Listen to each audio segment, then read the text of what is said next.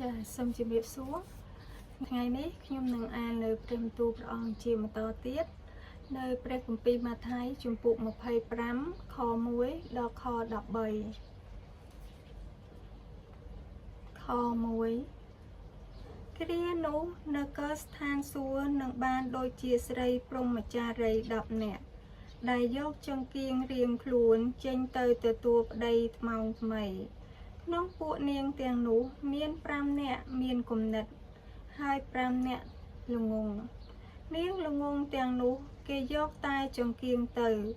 តែមិនបានយកប្រេងជាប់នឹងខ្លួនផងទេ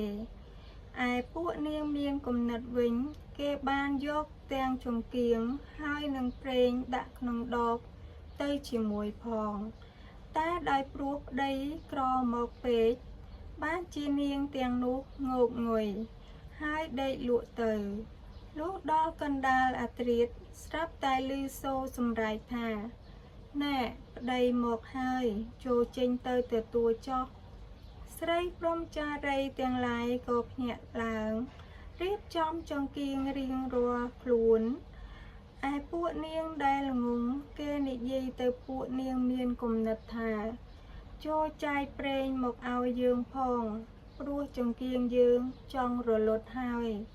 តែពួកនាងមានគំនិតឆ្លើយឡើងថាទេក្រែងគ្មានល្មមដល់យើងហើយនឹងនាងរាល់គ្នាផងស៊ូទៅឯផ្ទះលក់ប្រេងទិញសម្រាប់ខ្លួនវិញទៅតែកំពុងដែលនាងទាំងនោះទៅទិញប្តីក៏មកដល់ហើយពួកនាងដែលបានបំរុងជាស្រេចក៏ចូលទៅក្នុងរោងការជាមួយគ្នារួចគេបិទទ្វារឯនាងព្រហ្មចារីឯទៀតក៏មកអង្វរថាលោកម្ចាស់អើយសូមបើកឲ្យយើងខ្ញុំផងតែគាត់ឆ្លើយថាខ្ញុំប្រាប់នាងរាល់គ្នាជាប្រកាសថាខ្ញុំមិនស្គាល់នាងទេដូច្នេះចូលចាំយាមចុះត្បិតអ្នករាល់គ្នាមិនដឹងជាថ្ងៃណាឬពេលណាដែលកូនមនុស្សត្រូវមកនោះទេសូមព្រះប្រទានពរ